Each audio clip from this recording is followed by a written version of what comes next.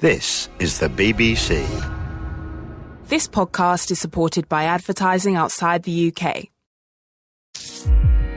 BBC Sounds. Music, radio, podcasts. This is the BBC. Thank you for downloading this podcast of The World at One on BBC Radio 4. Hello and welcome to The World at One with me, Edward Sturton.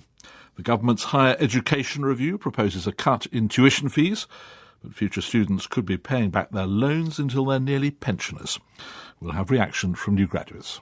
It's really a case of one step forward, two steps back, I think. The idea of being 60 and still paying off your student debt is incredibly bleak. £7,500 is still pretty steep. Students will end up paying more money. It seems like they're giving with one hand and taking with the other, to be honest. Justine Greening, the Education Secretary who walked out of Theresa May's government last year, joins us live. Also this lunchtime, we'll hear from Hungary, where 19 tourists are feared dead after their boat capsized on the Danube. What is 5G? Is it coming to a town near you? And should you be rushing to get involved? 5G will change the way people communicate and allow industries to grow. Next generation of connectivity. And the Nottinghamshire village being terrorised by Japanese raccoon dogs. Betty, that is my goat, was hiding behind Peaches, my pony, and the raccoon was trying to get at my goat. So the pony was turning round and kicking out, trying to kick at the raccoon. BBC News read by Cathy Clowson. Theresa May has backed the findings of a long-awaited review of university funding in England, which calls for a cut in tuition fees and the reinstatement of maintenance grants for students from poorer backgrounds. The report also suggests that graduates pay back their loans over a longer period. But critics say the measures are a backward step and have warned they would lead to a shortfall in university funding, which would need to be made up out of the public purse. Here's our education correspondent, Sean Coughlin.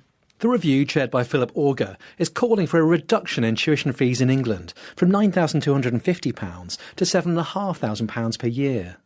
This will be balanced by students making repayments for 40 rather than 30 years, so graduates could still be paying off their student loans into their 60s. Theresa May, launching the review, returned to her message of tackling what she called burning injustices and said that scrapping maintenance grants had not worked. She also called for more investment in further education for the 50% of young people who did not go to university. But the Institute for Fiscal Studies warned that the plans would bring the greatest benefit to the highest earners. However, any changes to fee levels, even a cut, would need to get through Parliament, so changes will not be imminent. And Labour, which wants to scrap fees entirely, rejected the review as all talk and very little action. Currently, Scottish students get free university tuition in Scotland, while students in Wales pay up to £9,000. A criminal investigation is underway into a boat crash in the Hungarian capital Budapest, which killed 7 people. A ship carrying South Korean tourists collided with another larger boat on the River Danube last night and sank. Nick Thorpe reports from the scene. The rescue effort continued this morning with little hope of survival for the 21 people still missing. According to eyewitnesses, the Mermaid, a 26-metre pleasure boat, capsized and sank within seconds after she was struck by a large river cruiser. Video has emerged allegedly showing the incident. As the small tourist boat passes under the Margit Bridge, a large Swiss-registered cruise ship begins to overtake it. The tourist boat then swerves directly into its path. Police and rescue vehicles rush to the scene. There were 33 South Korean tourists on the pleasure boat at the time and 2 Hungarian crew. This is a busy stretch of water, often crowded with both large and small craft. Weeks of heavy rain and snow melt upriver in the Alps mean the river is swollen and flowing faster than usual, and rescue efforts were hampered by a continuous downpour. The former head of the British Army, General Sir Mike Jackson, has offered his sympathies to the families of 10 people thought to have been shot dead by soldiers in Belfast in 1971. He was giving evidence at the inquest into the killings in the Ballymurphy area. Our Ireland correspondent Chris Page was in court. General Jackson was a captain in the parachute regiment at the time of the shootings. He said he was in no doubt that a gun battle involving the Army and the IRA took place on the morning of the 11th of August 1971. He told the court he was a hybrid of a community relations officer and a press officer. A barrister for the coroner asked the General about an article in the Belfast Telegraph which described the fatal shooting of two people referred to as gunmen. The deceased were John Laverty and Joseph Core. The inquest has previously heard no weapons were ever found on or near them. General Jackson agreed it was likely that he'd given the press briefing. He said that in retrospect he should have said alleged gunmen. A child has been taken to hospital after an incident at the Lightwater Valley theme park in Ripon in North Yorkshire this morning.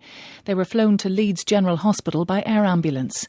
Witnesses have said they saw the child fall from a roller coaster. The senior Conservative backbencher Ian Duncan-Smith is calling for changes to the rules governing the party's leadership race, saying it's in danger of looking like chaos.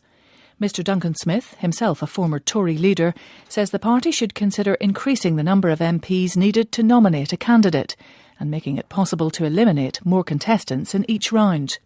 More details from our assistant political editor, Norman Smith. So far, there are 11 declared candidates, with a further 5 Tory MPs thought to be considering running, a situation that's prompted alarm among senior Tories, fearful the contest risks becoming unwieldy and protracted. There are also suspicions many are only putting their names forward to advance their own careers and profile. They're taking the mick, said one senior Tory. The executive of the 1922 committee will now meet on Monday to consider rule changes to restrict the number of contenders. Among the proposals could be a requirement that any candidate has to have the support of at least 10 MPs. The former Tory leader Ian Duncan-Smith has also suggested that given the victorious candidate will also become Prime Minister, only those with significant political experience should put their names forward. Otherwise, he warns the party risks meandering around looking like chaos. The 2019 Cricket World Cup is underway, with the hosts and favourites England taking on South Africa at the Oval in the opening game. Addressing spectators before the game, the Duke of Sussex predicted that cities across England and Wales would come alive over the next few weeks as World Cup fever spread